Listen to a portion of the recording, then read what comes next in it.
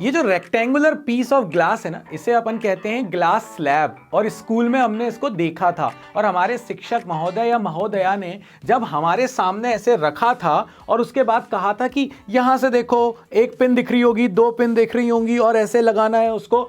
वो बोल रहे थे, हम सुन रहे थे, समझ में आधी बातें आई, आधी बातें नहीं आई। आज पूरी बातें सीधे यहां घुसेंगी। तो चलिए शुरू करते हैं, refraction through plane glass slab.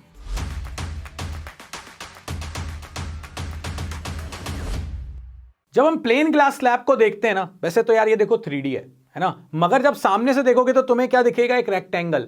तो इसीलिए हम लोग यहां पर जब रेक्टेंगुलर डायग्राम बनाए तो समझ लेना कि सामने से हम देख रहे हैं लाइट को। अब यहां पर बहुत सिंपल से लॉजिक के साथ चलेंगे अपन। तो ये रही हमारी इंसिडेंट रे। अब ये इंसिडेंट रे जो है, ये कौन से मीडियम से कौन से मीडियम में जा रही है? ये जा रही है रेयरर मीडियम एयर से ग्लास के अंदर। और जब भी ग्लास के अंदर जाएगी तो ये नॉर्मल की तरफ बैंड हो जाएगी। ऑब्वियसली ये जो लाइन दिख रही है आपको वर्टिकल, ये हो गया आपका नॉर्मल।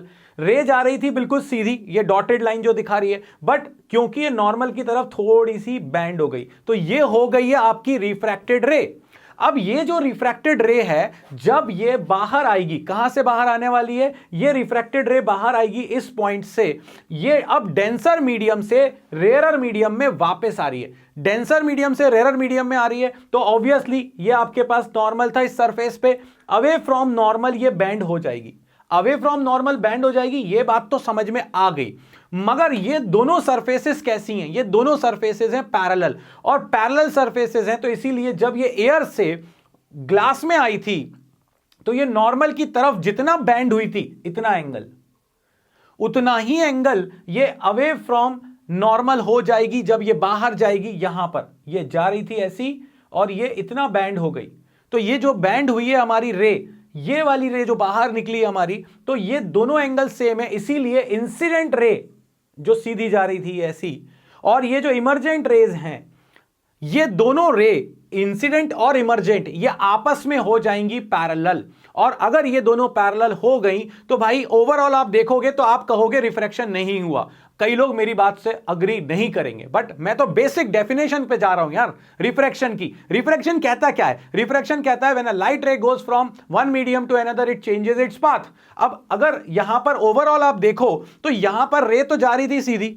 अब हुआ ये कि पहले आपकी रे जो थी वो सीधे सर पर हेडशॉट था, अब वो रे जा रही है इस यहां पर आकर चेस्ट पे आकर लग गई। मतलब डायरेक्शन तो सेम है, सिर्फ वो पैरेलली शिफ्ट हुई है। तो हमारी रे जो थी वो पैरेलली शिफ्ट हुई। कितनी शिफ्ट हुई? इतना शिफ्ट हो गई। इसे हम कहने लग जाते हैं लेटरल डिस्प्लेसमेंट। तो यहां पर ये इंसिडेंट रे और नॉर्मल के बीच का एंगल, एंगल ऑफ इंसिडेंस। यहां पर रिफ्रैक्टेड रे और नॉर्मल के बीच का एंगल, एंगल ऑफ रिफ्रैक्शन। इसके बाद ये एंगल ऑल्टरनेट इंटीरियर एंगल है तो इसको भी मैंने आर लिख दिया। और फाइनली ये जो रे हमारी बाहर जा रही है, ये जो एंगल बना रही है, क्योंकि ये इमर्जेंट रे है इसीलिए इसको हमने बोल दिया एंगल ऑफ इमर्जेंस। फाइनली आपका डायग्राम तैयार हो चुका है। इसमें एक गलती बिल्कुल मत करना कि इस रे को यहीं पे रोक दो, इस इंसिडेंट रे को आगे तक एक्स्ट्रा बढ़ा देना ताकि ये दिखा सको कि ये दोनों रेज आपस में पैरेलल हैं। अब मुझे क्या करना है? मुझे कैलकुलेट करना है लेटरल डिस्प्लेसमेंट। हमारे एग्जाम में क्या आता है? Lateral displacement. और तुम्हारे बाबा जी को एक महारत है किस चीज में? डेरिवेशन में। और डेरिवेशन के लिए क्या जरूरत पड़ती है अपन को? बूटी की। तो चलिए चलते हैं अपन अपने बूटी सेक्शन में। तो यहां पर ये बूटी क्या कहती है अपन से यार? ये बूटी बिल्कुल सिंपल तरीके से कह रही है, वैसे भी बिना बूटी के यार डेरिवेशन में मजा कहां आता है। तो बूटी ये कह रही है आपको क्या करना है, आपको लेटरल डिस्प्लेसमेंट निकालना है। तो एक ट्राइंगल ढूंढो जिससे आप लेटरल डिस्प्लेसमेंट निकाल पाओ।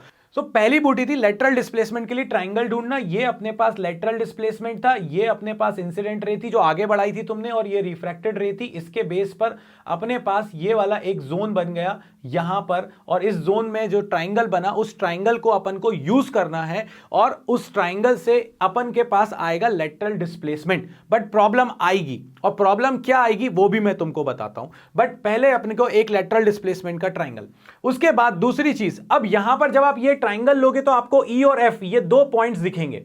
ये ई है और ये एफ है, ये दो पॉइंट्स दिख रहे हैं। अब ये वाली रे का पाथ, ये लेंथ तो तुम्हें पता ही नहीं है ना, ये तो रे अंदर ट्रेवल कर रही थी। अब अंदर ट्रेवल कर रही है तो अंदर घुस के देखोगे थोड़ी ना कि कहां है। तुम्हें क्या पता है? तुम्हें पता है थिकनेस, कि यार ग्लास स्लैब की थिकनेस क्या है, तो तुमको इस EF को गायब करना होगा, तो एक और ट्राइंगल ढूंढना पड़ेगा जो कि इस तरह का ट्राइंगल होगा। और एक बार तुमने ये ट्राइंगल ढूंढ लिया तो तुम EF को थिकनेस के टर्म्स में ले आओगे, डेरिवेशन वहीं पे खत्म हो जाएगा। तो चलिए बढ़ते हैं अपन डेरिवेशन की तरफ।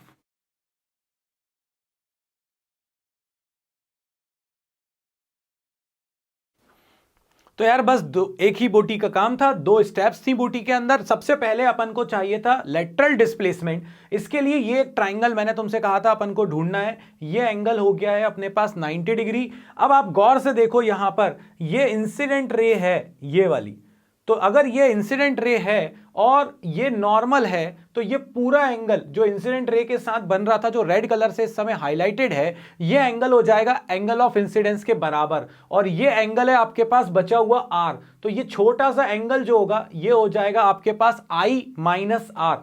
इसका मतलब है कि आपके पास ये एंगल कैलकुलेट हो चुका है इस ट्राइंगल का, which is I minus R. क्यों? क्योंकि हमको तो इस डेरिवेशन में लेटरल डिस्प्लेसमेंट निकाल कर लाना था, उसके लिए एक ट्राइंगल हमने ढूंढ लिया। ट्राइंगल में कोई ना कोई ट्रिग्नोमेट्रिक फंक्शन तो लेकर आना ही पड़ेगा, और अगर लेकर आना पड़ेगा तो उसके लिए एंगल पता होना चाहिए था, तो ये पता चल गया अपन को I माइनस आर। अब आप ये देखो लेटरल डिस्प्लेसमेंट है F और G ये वाला, और आपके पास एक ब्रांच है EG जो कि आप निकाल ही नहीं पाओगे कभी। ये लेंथ कैसे निकालोगे? नहीं निकाल पाओगे।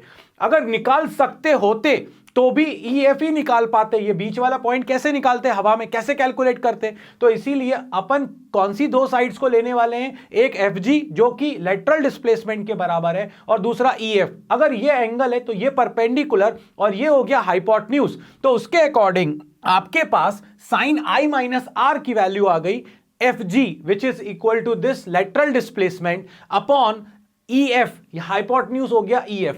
नाउ अगली प्रॉब्लम खड़ी हो गई कि यार EF को ले तो लिया आसानी के लिए, पहली स्टेप में तुमने EF को ले लिया, मगर अब ये EF को गायब कैसे करें? क्योंकि ये बाद में मैं थोड़ी ना निकाल पाऊंगा यार। मैं कैसे निकालूंगा? मैं तो थ्योरेटिकली निकाल रहा हूं, प्रैक्टिकली मैं निकाल लेता। थ्योरेटिकली क्या करूं? तो भाई मुझे thickness of the glass slab पता है, तो अब तुमको एक और ट्राइंगल की जुगाड़ यहां पर देखनी पड़ेगी, और वो जुगाड़ तुम्हें यह बताने वाली है कि किस तरह से तुम ये कैलकुलेट करने वाले हो E और F को।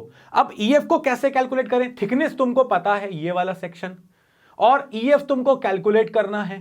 तो ये 2 साइड्स बन गई, और अगर इसको ज्वाइन कर दो तो ये तीसरी साइड, तो एक ट्राइंगल और दिखना तुम्हें स्टार्ट हो चुका होगा, ये ब्लू वन, और ये ट्राइंगल तुम्हें निकाल कर देने वाला है E और F को। अगर इस ट्राइंगल को देखें तो E, H और F, तो इन ट्राइंगल EHF, यहां पर ये मैंने FG अपॉन EF लिखा था, EF की वैल्यू को यहां लेकर आए, FG आपके पास लेटरल डिस्प्लेसमेंट है, तो ये इक्वेशन 1 बन गई थी। अब EFH अगर ट्राइंगल में अपन आए तो यहां पर आपको क्या, आपको रिलेशन चाहिए EF यानी हाइपोटेन्यूज, और ये आपके पास है ये है आपके पास बेस, परपेंडिकुलर तो आपके पास था HF।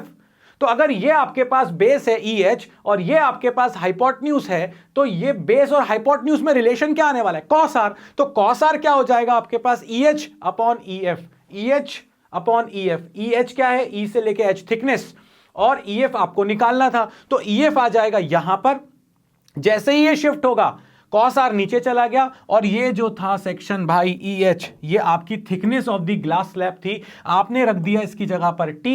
तो EF की वैल्यू को उठाओ और यहां पर फर्स्ट इक्वेशन के अंदर रख दो। जैसे ही आप रखोगे D इज इक्वल टू आ जाएगा EF की जगह पे T upon cos r into sine I minus r. This is the beautiful relation, और यही वो डेरिवेशन है जो हमें करना होता है एग्जाम्स में, जब हमसे पूछा जाता है कि आप ये बताइए कि प्लेन ग्लास स्लैब से रिफ्रैक्शन में लेटरल डिस्प्लेसमेंट कितना आएगा। 2 ट्राइंगल की कहानी थी जो हमने खत्म कर दी, और हो गया आपका डेरिवेशन ओवर। अब आगे की बात, ये बात तो हो गई, ठीक है, समझ में भी आ गया हमको। अब आप हमें ये बताइए कि ये किन किन फैक्टर्स पे डिपेंड करेगा, क्योंकि यहां से भी क्वेश्चंस बने हैं, यहां से भी क्वेश्चंस बने हैं। तो अपन एक काम करते हैं, ये समझने की कोशिश करते हैं कि ये किन फैक्टर्स पे डिपेंड करेगा। सबसे पहली चीज, refractive index of the material of glass slab. Obviously ज्यादा रिफ्रैक्टिव इंडेक्स होगा, ज्यादा बेंडिंग हो जाएगी, ज्यादा बेंडिंग हो जाएगी तो लेटरल डिस्प्लेसमेंट बढ़ जाएगा। मैंने यहां पर एक रफली हेल्प के लिए लिखा है, एग्जैक्टली म्यू के डायरेक्टली प्रोपोर्शनल नहीं है, कुछ पावर वावर हो सकता है, मगर सेंस बस ये है कि अगर रिफ्रैक्टिव इंडेक्स बढ़ेगा तो लेटरल डिस्प्लेसमेंट भी बढ़ेगा। और क्यों बढ़ रहा है, तुम इस चीज को इस तरह से भी एनालाइज कर सकते हो कि अगर रिफ्रैक्टिव इंडेक्स बढ़ा तो ये रे ज्यादा बैंड हो जाएगी, और जब ये बाहर आएगी तो फाइनली आप देख सकते हो कि लेटरल डिस्प्लेसमेंट की वैल्यू बढ़ गई है। और क्यों बढ़ गई, क्योंकि रिफ्रैक्टिव इंडेक्स बढ़ गया तो बेंडिंग बढ़ गई, हमारे पास आर की वैल्यू छोटी हो गई। ठीक है, एक चीज तो ये क्लियर हो गई। दूसरी चीज एंगल ऑफ इंसिडेंस, अभी जो हमने फॉर्मूला देखा, अगर आप इस फॉर्मूले को देखो गौर से तो यहां पर डी जो लेटरल डिस्प्लेसमेंट है वो T into sine I minus R, I यहां पर आई आ रहा है भाई, और अगर आई आ रहा है यहां पर तो एंगल ऑफ इंसिडेंस बढ़ेगा तो साइन जो है ये भी वैल्यू बढ़ाता है। 0 डिग्री पे 0 होती है और साइन 90 होता है 1, तो ये भी अपनी वैल्यू बढ़ाएगा। तो इसीलिए यहां पर एक और चीज निकल कर आई कि एंगल ऑफ इंसिडेंस ज्यादा होगा तो लेटरल डिस्प्लेसमेंट भी ज्यादा होगा।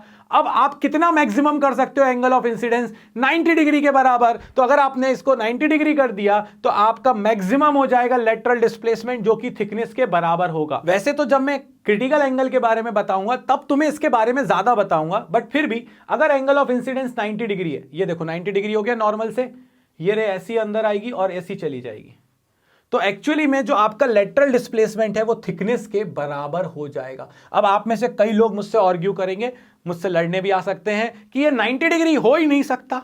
अरे यार, प्रैक्टिकली नहीं हो सकता, थ्योरेटिकली तो मान सकते हो ना कि 90 डिग्री है, नहीं तो थोड़ा सा इंक्लिनेशन पे होगी, रे आई अंदर और वैसी की वैसी चली गई। तो हमारे पास एक चीज तो ये हो गई। ठीक है, एंगल ऑफ इंसिडेंस मैक्सिमम कितना होगा, 90 डिग्री पर होगा। कितना होगा, D is equal to t के बराबर, मतलब lateral displacement thickness of the glass slab के बराबर हो सकता है मैक्सिमम।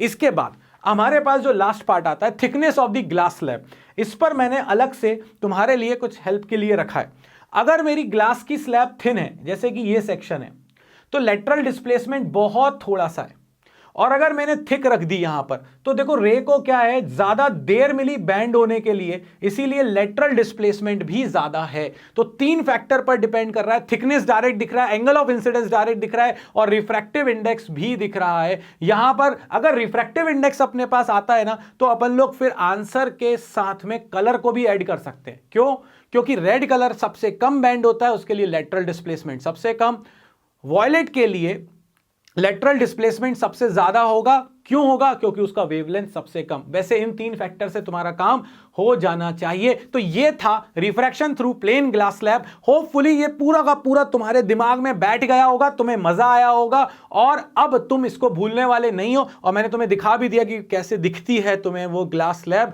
और जब हम लोग प्रैक्टिकल्स करेंगे तो ये चीजें और मैं तुम्हें एक्सपेरिमेंट करा के बिठा दूंगा तुम्हारे दिमाग में। लाइक शेयर सब्सक्राइब करना बिल्कुल मत भूलना। जिस तरह से सपोर्ट कर रहे हो उसी तरह से सपोर्ट करते रहो, क्योंकि अगले जो वीडियोस हैं वो सब के सब तुम्हारे सपोर्ट पर डिपेंड करेंगे। और ग्रेड 11 वालों, तुम्हारे लिए भी बहुत कुछ है, बट वो अगले वीडियो में। तो मुलाकात करते हैं नेक्स्ट वीडियो में इसके आगे के टॉपिक्स के साथ। तब तक के लिए बाबा जी की तरफ से जय हो।